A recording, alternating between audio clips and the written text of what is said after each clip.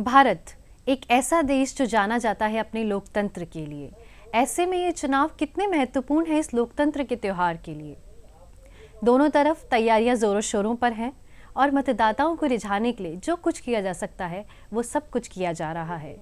लेकिन इसी बीच प्रदेश में चुनाव की सरगर्मी तेज है, आचार संहिता लागू हो चुकी है, चुनावी बिसात बिछ चुकी है, लेकिन जनता के सवाल जस के तस हैं। आज हमारे साथ इस बीच बहस कार्यक्रम में ऐसी ही कुछ बातचीत राजस्थान के चुनाव से जुड़ी हुई करने के लिए मौजूद हैं डॉक्टर मिथिलेश जैमिनी, वरिष्ठ पत्रकार। सर, बहुत बहुत स्वागत है आपका स्टूडियो में। तो सर, सबसे पहले अगर बात करें राजस्थान के चुनाव की, तो राजस्थान के चुनावों के लिए अधिसूचना जारी हो चुकी है, नामांकन भरे जाने लगे हैं, लेकिन अभी तक भी प्रत्याशियों की जो सूची है वो जारी नहीं की गई है। तो इसके पीछे क्या कारण हो सकता है? देखिए चारू जी, जो सबसे पहली बात है कि कांग्रेस और भाजपा ने प्रत्याशियों को चयन करने के लिए दोनों ने कहा था कि हमने सर्वे कराए हैं और सर्वे के बाद हम जल्द ही प्रत्याशी जारी कर देंगे। कांग्रेस ने तो ये तक भी कहा था कि कर्नाटक मॉडल लागू करेंगे। कर्नाटक में कांग्रेस ने अपने प्रत्याशियों की सूची बहुत जल्दी जारी कर दी थी। खुद मुख्यमंत्री अशोक गहलोत ने कहा था कि सितंबर माह तक हमारे प्रत्याशियों की सूची आ जाएगी। लेकिन आज हालात यह है कि कांग्रेस की तो केवल सूची 100 का आंकड़ा भी नहीं छू पाई है, 95 पर अटक रही है, और भाजपा 126 टिकट घोषित कर चुकी है, लेकिन 76 टिकट उनके भी अटके हुए हैं। आज कांग्रेस की उम्मीद है कि आज शायद सीईसी की मीटिंग हो रही है और सूची आ जाए। लेकिन सबसे अहम बात है, जो कहा गया था कि उदयपुर के संकल्प पत्र में कांग्रेस ने कि हम महिलाओं को बड़ा हिस्सा देंगे, नौजवानों को बड़ा हिस्सा देंगे, लेकिन अब तक जो सूची जारी की गई है उसमें वही पुराने चेहरे, वही पुराने घोड़ों पर दांव खेलते हुए नजर आ रहे हैं। भाजपा ने भी जब लोकसभा में और राज्यसभा में महिला आरक्षण बिल पास किया था तो बड़े दावे किए थे कि महिलाओं को हम बड़ा तरजीह देंगे, लेकिन सूची को देखें तो हम महिला मोर्चा के किसी भी व्यक्ति को, किसी भी महिला को अभी तक टिकट नहीं दिया गया है। तो जो इनके वादे होते हैं राजनीतिक दलों के, वो अभी खरे नहीं उतरे हैं। तीसरे मोर्चे की बात करें तो सीपीएम ने भी कल अपनी सूची जारी कर दी। जो एक उम्मीद थी कि कांग्रेस और सीपीएम में समझौता हो जाएगा, वो टूट गई है। इससे पहले एक उम्मीद थी कि आरएलपी, जो राष्ट्रीय लोकतांत्रिक पार्टी है, वो एनडीए का घटक दल थी, लेकिन बाद में एनडीए से अलग हो गई कृषि कानून बिलों को लेकर। अभी उम्मीद थी कि हो जाएगा, वो भी नहीं हुआ। लेकिन आरएलपी और जो चंद्रशेखर आजाद की पार्टी है एएसपी, उनमें समझौता हुआ है। तो बसपा ने भी अपनी सूची जारी कर दी है कई प्रत्याशियों की, लेकिन पूरी सूची उनकी भी नहीं आई। तो ओवरऑल अगर हम बात करें तो चाहे कांग्रेस हो, चाहे भाजपा हो, चाहे तीसरे मोर्चे हो, तमाम दल अभी तक इस इंतजार में है कि एक की सूची आए तो उसमें से जो बागी हो उनको मैं पकड़ लूं। तो कुल मिलाकर ये जो गेम चल रहा है उससे लोकतंत्र का मखौल उड़ रहा है। यानी आजादी के अब अमृत महोत्सव हम मना रहे हैं, लेकिन हो क्या रहा है कि हम कैंडिडेट सही सिलेक्शन नहीं कर पा रहे। तमाम सर्वे धरे के धरे रह जाते हैं। वही जातिगत, आजादी के 75 साल बाद भी आज भी उम्मीदवारों के चयन का मापदंड यही नहीं है कि वो कितने एजुकेटेड है, उन्होंने कितनी सामाजिक सेवा की है। आज भी बायोडेटा में चाहे भाजपा हो चाहे कांग्रेस हो, सबसे पहले ये पूछती है कि उसकी विधानसभा में कास्ट इक्वेशन क्या है, उसके धर्म का इक्वेशन क्या है, उसकी मूलभूत समस्याएं क्या है, वो नहीं पूछी जाती। आप देखिए कितने हम बातें कर रहे हैं 21वीं सदी की बड़ी बड़ी बातें, लेकिन किसी भी बायोडेटा में पहले पूछा जाता है कि आप किस विधानसभा क्षेत्र से आते हैं, आपके विधानसभा क्षेत्र में किस जाति का क्या आधार है, आप किस जाति से बिलीव करते हैं। जो राजनीति है, जो हमारे लोकतंत्र के लिए जो गांधी जी ने और तमाम लोगों ने जिन्होंने देश को आजादी दिलाई, ये सपना देखा था कि ऐसा मजबूत नेतृत्व हम दें कि जाति धर्म की दीवारें गिर जाए। लेकिन जब चुनाव आते हैं तो हमें एहसास होता है कि हम कहीं ना कहीं अभी पिछले दौर में हैं। तमाम जातिगत नेता सक्रिय हो गए। आप देखिए चुनाव से पहले हमारे राजस्थान में क्या हुआ, तमाम जातियों के सम्मेलन हुए, हर जाति ने अपना पावर दिखाया और कहा कि हमें इस जाति के अनुपात में टिकट चाहिए। यानी आप देखिए, ये चाहे कांग्रेस हो, चाहे भाजपा हो, चाहे तीसरा मोर्चा हो, राजस्थान में जीत का गणित, जो कांग्रेस के थिंक टैंकर हैं मोहन प्रकाश जी, उन्होंने कहा कि आपने खूब सारी स्कीमें दे दी, लेकिन जीत का गणित, जीत का जो शास्त्र है वो जातियों से निकलता है। खुद राहुल गांधी कह रहे हैं कि डेवलपमेंट से ज्यादा जातियों के संतुलन का अहम है। तो ये जो देरियां हो रही है, ये एक दूसरे को साधने के लिए, एक दूसरे को सहमत देने के लिए, और कैसे भी जीत जाएं, येन केन प्रकारेण विजय श्री का वर्ण करने के लिए चुनावी देरियां हो रही है। कोई बागी हो जाए। आप देखिए, कांग्रेस के 3 लोकसभा के प्रत्याशियों ने भाजपा का दामन थाम लिया। बिल्कुल। इसमें सुभाष महरिया, ज्योति मिर्धा, ज्योति खंडेलवाल और भी कई लोग लाइन में। तो बीजेपी से भी आज खबर आ रही है, पहले शोभा रानी कुशवाहा जो विधायक थी, उन्होंने कांग्रेस का दामन थामा। तो किशनगढ़ से विकास चौधरी ने दामन थामा। तो आज खबर आ रही है किशन चौधरी कांग्रेस का दामन थाम रहे। तो ये जिस तरीके से आज आ रहे हैं, अब आप बात करिए जिस पार्टी की, कि आप पार्टी के साथ 5 साल जुड़े थे, क्या विचार थे, क्या संस्कार थे, क्या आपने कांग्रेस या भाजपा के लिए आपने कोई काम किया? आप 24 घंटे पहले आते हैं, टिकट लेके जुड़ जाते हैं। तो दोनों पार्टियों के कार्यकर्ताओं के मन पे क्या गुजरती होगी, जिन्होंने 5 साल कांग्रेस के पक्ष में उनके रैलियां निकाली या भाजपा के जनाक्रोश रैलियां निकाली, जब उन्हें पता चलता है कि टिकट तो किसी और को दे दिया, पैराशूटर को दे दिया, तो ग्रास रूटर क्या करेगा? ये एक अहम सवाल है। जी सर, साथ ही सर जो तीसरे मोर्चे की जो पार्टियां हैं, जैसे कि बसपा हो गई, आप हो गई, ये पार्टियां इस चुनाव में क्या अहम भूमिका निभाने वाली हैं? देखिए, राजस्थान में आम आदमी पार्टी ने पिछली बार भी चुनाव लड़ा था, लेकिन वो कहीं न कहीं नेता नहीं चुनने के कारण, इस कारण भी उनके पास कोई बड़ा चेहरा नहीं है, लेकिन वो प्रत्याशी तमाम उतार रहे हैं। तो एक पार्टी है तीसरे मोर्चे में, वो है आरएलपी, राष्ट्रीय लोकतांत्रिक पार्टी। उसके 3 एमएलए हैं और 1 एमपी थे, हनुमान मेनीवाल। उन्होंने अभी एएसपी से समझौता किया है। वो क्या करते हैं वो एक इंपॉर्टेंट है। बलवान पूनिया ने जब सरकार पर मानेसर का संकट आया था तब मदद की थी, तो बलवान पूनिया को उम्मीद थी कि शायद माकपा और कांग्रेस में समझौता हो जाए, लेकिन वो समझौता नहीं हुआ। कल माकपा की भी सूची आ गई।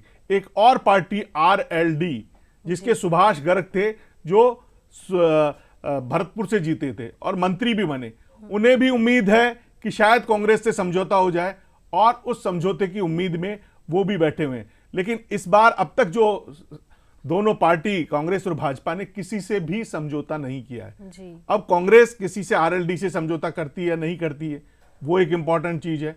और तो कोई पार्टी बची नहीं। बीटीपी और बाप, वो 2 में डिवाइड हो चुकी है। जो हमारा राजस्थान का आदिवासी अंचल है, उसमें बीटीपी का टुकड़ा हो गया और बाप हो गई, राजकुमार रोत, और वो दोनों अलग हो गए।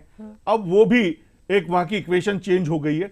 तो सबसे अहम बात यह है कि आज जो नामांकन का दूसरा दिन है, कई बड़े चेहरे नामांकन दाखिल करने जा रहे हैं। उसमें कांग्रेस के एक बड़े चेहरे हैं सचिन पायलट, उन्होंने आज अपना नामांकन टोंक से दाखिल किया है। तो और भी बीजेपी के प्रत्याशी भी नामांकन दाखिल कर रहे हैं, नरपत सिंह राजवी, तमाम लोग। तो ये अब प्रक्रिया शुरू हो गई। अब आप देखिए कि आपको 5 साल अपना फ्यूचर देना है। वो प्रत्याशी को आज 20 या 22 दिन बचे, 23 तारीख को, 23 नवंबर को शाम को 5 बजे इलेक्शन का प्रचार बंद हो जाएगा। तो वो जो मुद्दे जो उनके जनहित से जुड़े हुए हैं, जो उनके गांव, शहर, ढाणी, उनकी नई इबारत लिखेंगे विकास की, वो समझाने के लिए 23 दिन क्या करिए पर्याप्त है, 20-22 दिन। ये दोनों राजनीतिक दलों को सोचना चाहिए। फिर जो पॉलिटिकल डैमेज होता है, उसको कैसे कंट्रोल करे। जैसे बीजेपी की पहली सूची आई 41 की, और उसके बाद में हमने देखा कि कई जगह विद्रोह के स्वर आए, तो वो टाइम था तो डैमेज कंट्रोल हो गया। अब जब आपके पास टाइम ही नहीं रहेगा तो डैमेज। लेकिन एक बीजेपी और कांग्रेस के पास फॉर्मूला है कि नामांकन की तिथि 6 तारीख है, ज्यादा विवादित सीटों पर 6 तारीख या 5 तारीख को टिकट दिया जाए तो वो बागी होने का टाइम नहीं मिलेगा। तो सियासी दल भी इतने चालाक हैं जितने प्रत्याशी हैं। लेकिन कुल मिलाकर जो अहम मुद्दे थे, जो एक आम आदमी से जुड़े हुए हैं, बिजली, पानी, सड़क, चिकित्सा, उन पर चर्चा होने के बजाय अभी जो दौर चल रहा है नामांकन से पहले, आपकी जाति क्या है, उस जाति की कितने वोट हैं, फिर उसके रिश्तेदार को कैसे प्रभावित किया जा सकता है। लेकिन तीसरी एक और इंपॉर्टेंट चीज है कि राजस्थान में बाहर की पार्टी की भी एंट्री हो गई है। जो हरियाणा की है जेजेपी, जननायक जनता पार्टी, उसके दुष्यंत चौटाला जो उप मुख्यमंत्री हैं, अब हरियाणा में तो बीजेपी और जेजेपी का संगठन है, और उन्होंने दावा भी किया था कि बीजेपी के साथ हमारा समझौता हो जाएगा, लेकिन समझौता नहीं हुआ क्योंकि बीजेपी ने उनको यहां तवज्जो नहीं दी। अब उन्होंने भी अपने प्रत्याशी उतारना शुरू कर दिया है। अब उसमें कई जैसे रोमांचकारी परिणाम भी है, आपको देखना पड़ेगा। जैसे धौलपुर में जीजा साली आमने सामने हो रहे हैं, शोभा रानी कुशवाहा और उनके जियाजी शिवचरण कुशवाहा। ऐसे ही जेजेपी ने अगर रीटा सिंह को दाता रामगढ़ से टिकट दे दिया तो पति पत्नी आमने सामने हो जाएंगे। अगर कांग्रेस वीरेंद्र सिंह को उतार देती है तो इस चुनाव में कई रोमांचकारी ऐसे जो रिश्ते हैं, इसका मतलब यह है कि सियासत में जीत ही सबसे अहम है, रिश्तों की कोई मायने नहीं है। तो ये एक हमें सोचना पड़ेगा कि जनता को, जो लोकतंत्र में माई बाप कहा जाता है, जनता जनार्दन कही जाती है, जो कहा जाता है कि खलक की आवाज खुदा की आवाज होती है, तो खलक की आवाज सियासी मुद्दों पर बने। दोनों राजनीतिक दल और तीसरे राजनीतिक जो दल हैं उनको ये चाहिए कि वो अपने क्षेत्र के मुद्दे उठाएं। अब हर अंचल के, अगर हम पूर्वी राजस्थान की बात कर दें तो वहां ईआरसीपी एक बड़ा मुद्दा है, क्योंकि 13 जिलों में कई लोगों की शादियां नहीं हो रही, पानी नहीं है गांव में। अब उस मुद्दे को नहीं उठा रहे, वो पूछ रहे हैं कि आपकी विधानसभा में गुर्जर कितने, मीणा कितने, ब्राह्मण कितने। अरे भाई पानी है कि नहीं, उसकी कोई चर्चा नहीं कर रहा। सर, इसी से पहले भी ये बात हुई थी कि जब हम टिकट देंगे प्रत्याशियों को तो हमारी कुछ नीतियां होंगी कि हम रिश्तेदारों को नहीं देंगे, अपने रिलेटिव्स को नहीं देंगे, ऐसे कई सारी बातें दोनों ही पार्टी ने की थी, लेकिन अभी ऐसा कुछ भी देखने को नहीं मिल रहा है। देखिए, दोनों दलों ने ये बातें की थी, परिवारवाद के हम खिलाफ है, लेकिन हो क्या रहा है आज की तारीख में? शांति धारीवाल अपने बेटे अमित धारीवाल के लिए टिकट मांग रहे हैं, ठीक है। परशुराम मोरदिया अपने बेटे के लिए टिकट मांग रहे हैं। दीपेंद्र सिंह शेखावत अपने बेटे के लिए टिकट मांग रहे हैं। एक लंबी सूची ऐसे ही भाजपा में भी है, लेकिन भाजपा में थोड़ा हार्डकोर डिसिप्लिन है, उन्होंने मना कर दिया है। लेकिन एक को टिकट मिलेगा तो हो सकता है अब दुष्यंत जो उनका है वसुंधरा जी के बेटे, उनको टिकट मिलता है या नहीं मिलता है, उस पर खरे उतरते हैं कि नहीं उतरते हैं। एक परिवार में एक टिकट की बात कही है जो भाजपा ने, तो वसुंधरा जी को टिकट मिल गया तो दुष्यंत सिंह को टिकट मिलता है या नहीं लोकसभा का, ये देखने वाला मुद्दा होगा। एक और चीज है कि दागी और बागी को हम टिकट नहीं देंगे, लेकिन आप देखिए चाहे भाजपा हो चाहे कांग्रेस हो, भाजपा ने 8 बागियों को पहली सूची में टिकट दिया जिन्होंने उनके खिलाफ चुनाव लड़ा। भागचंद टाकड़ा बांदीकुई से टिकट दिया, ऐसे ही बबलू चौधरी को झुंझुनू से टिकट दिया। तो ये तमाम चीज बताती है कि जो बागी थे उनको टिकट मिल गया। चाहे विक्रम जाखल हो, उनको नवलगढ़ से टिकट दिया गया। तो ये क्या बताता है कि जो Bhajpa party with discipline, party with difference की बात करती है, उसने भी अपने आम कार्यकर्ता की जगह जो पिछले चुनाव में बागी थे और टिकट लेके आए, किसी पार्टी से निर्दलीय लड़े और अच्छे वोट लिए, तो उनको सोचा कि भाजपा का वोट मिलेगा, जीत जाएंगे। तो हंसराज पटेल को आपने कोटपुतली से टिकट दिया।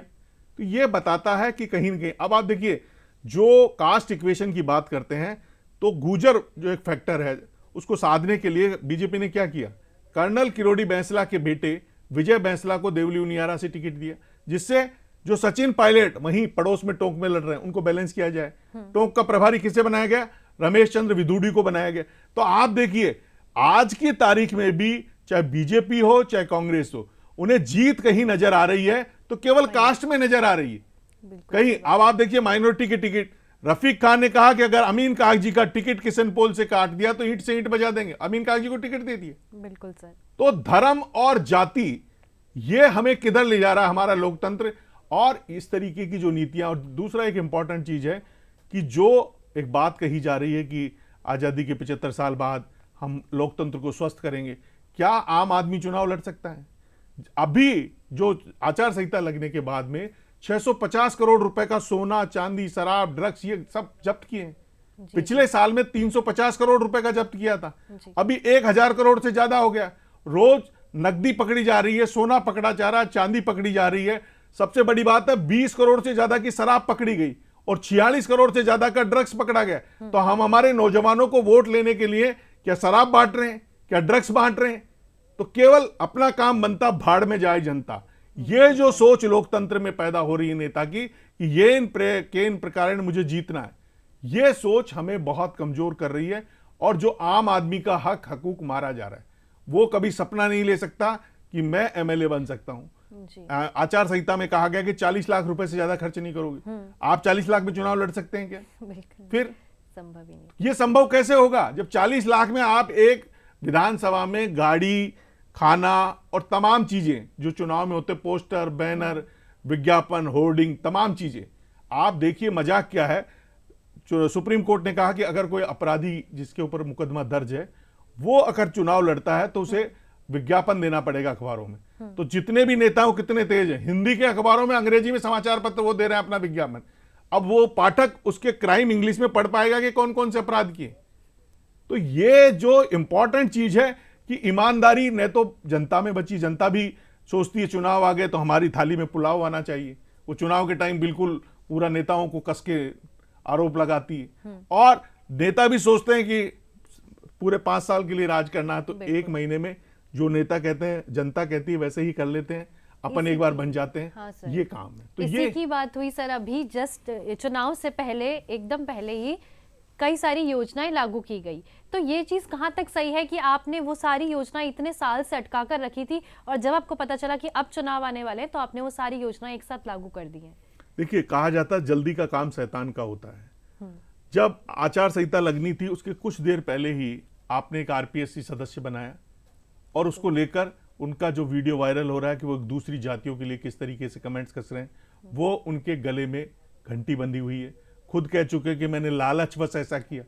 किसी मुखिया को यह कहना पड़े कि मैं लालचवश कि भाई मकराना सीट जीत जाएंगे, यानी आप देखिए हित कहां, जनता का हित या जीत का हित।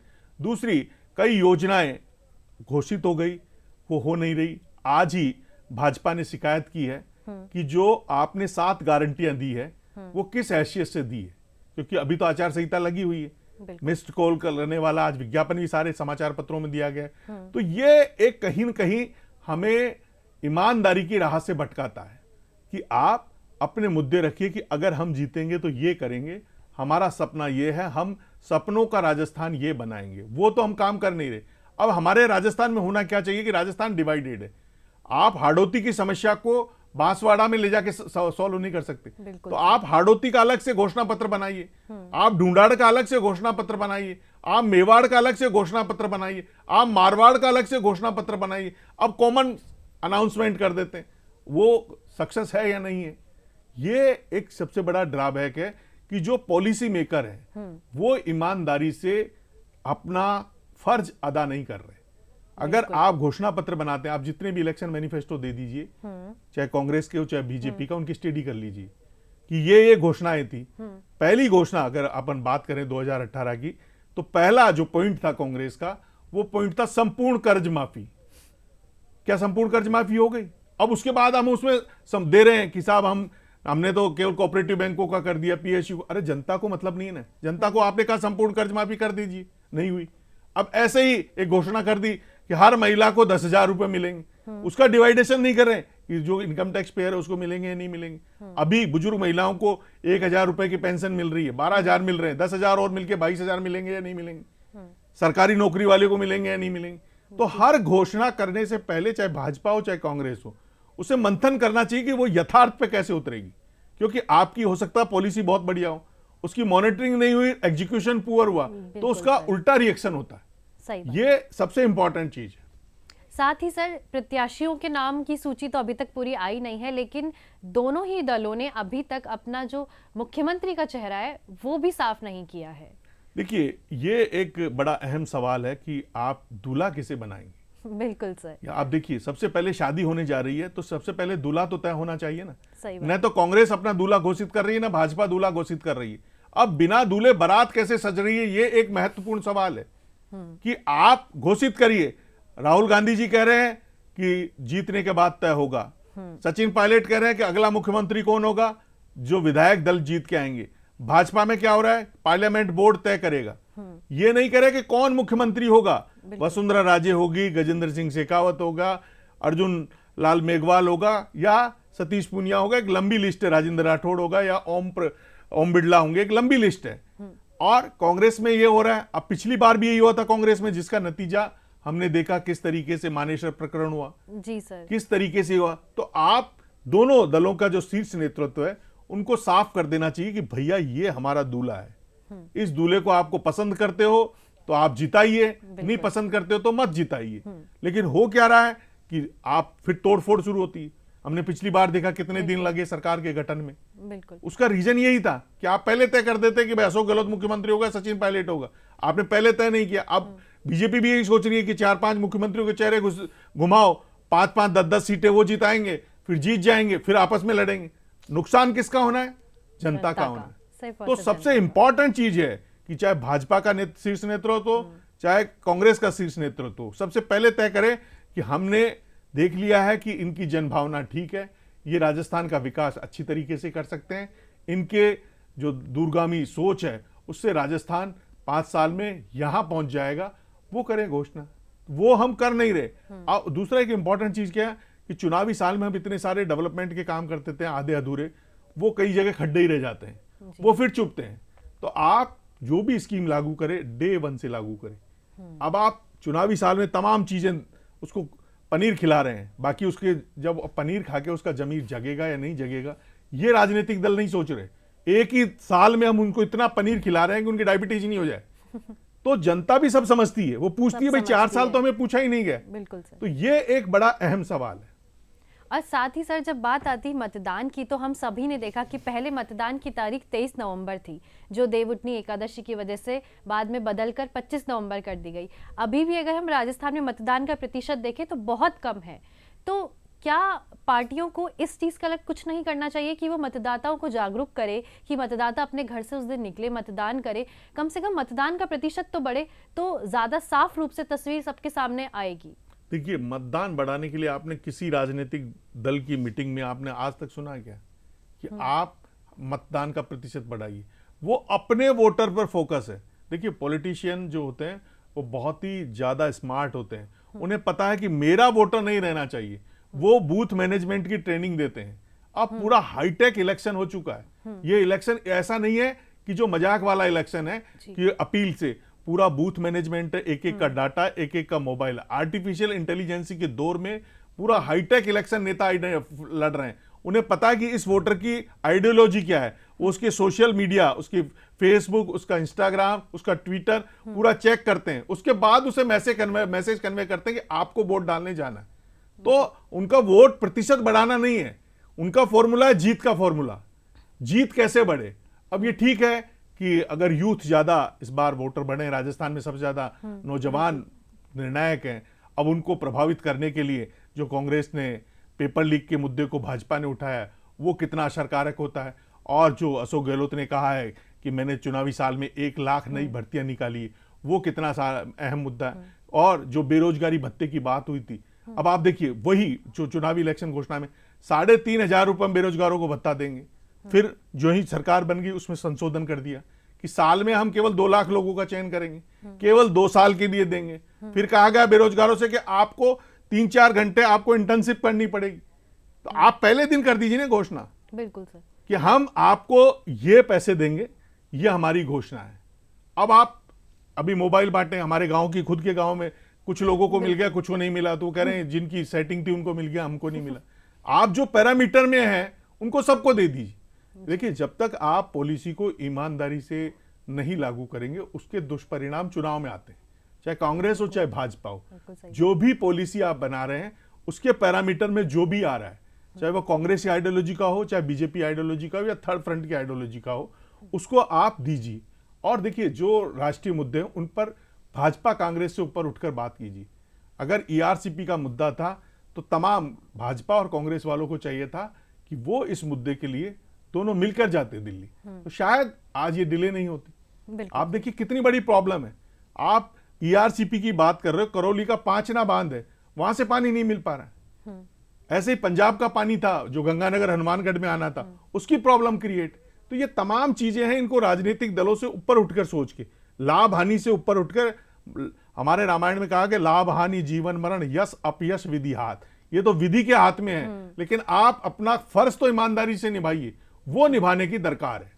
सर, एक आखिरी सवाल मैं आपसे ये पूछना चाहूंगी कि आपने अभी कहा कि राजस्थान में इस बार नौजवान बहुत ज़्यादा ऐसे प्रतिशत में बढ़े हैं जो कि मतदान करने वाले हैं, तो आप उन मतदान करने वाले नौजवानों को क्या एक खास संदेश देना चाहेंगे जिससे कि इस बार राजस्थान का मतदान प्रतिशत भी बढ़े और जो सही है वो सत्ता में आए? देखिए, राजस्थान का नौजवान बहुत ईमानदार और मेहनत का साधनी है, और 5 साल का भविष्य तय करना है। बिल्कुल, उनका भविष्य किन हाथों में होगा उसका तय करने के लिए उनको मालिक ने और हमारे संविधान ने, डॉक्टर BR अम्बेडकर के संविधान ने एक बड़ा अधिकार दिया है मतदान का।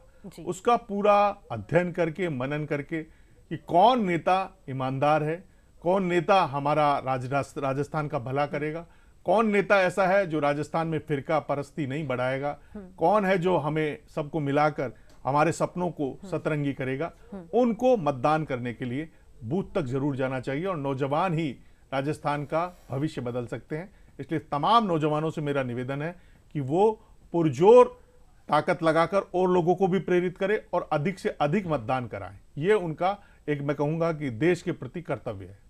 जी, साम दाम दंड भेद सब कुछ लगाकर सिर्फ सत्ता में आने की जो एक जी तोड़ कोशिश की जा रही है, इसका असर क्या होगा? क्या राजस्थान का नौजवान इस बार किसी सही को चुनेगा या फिर वो भी जाति पाति धर्म इन सब के बिहाफ पर अपना वोट कास्ट करेगा? ये सब कुछ आपको पता चलेगा 3 दिसंबर को जब आएगा नतीजा। लेकिन उससे पहले 25 नवंबर को मतदान का दिन है, तो आप सभी अपने अपने घरों से निकले और मतदान अवश्य करें। इसी के साथ आज के इस बीच बहस कार्यक्रम में मैं बहुत बहुत धन्यवाद देना चाहूँगी हमारे वरिष्ठ पत्रकार डॉक्टर मिथिलेश जामिनी का कि आप अपना कीमती वक्त निकालकर यहाँ आए और हमारे साथ जुड़े। इसी के साथ नमस्कार, देखते रहिए डीडी दूरदर्शन।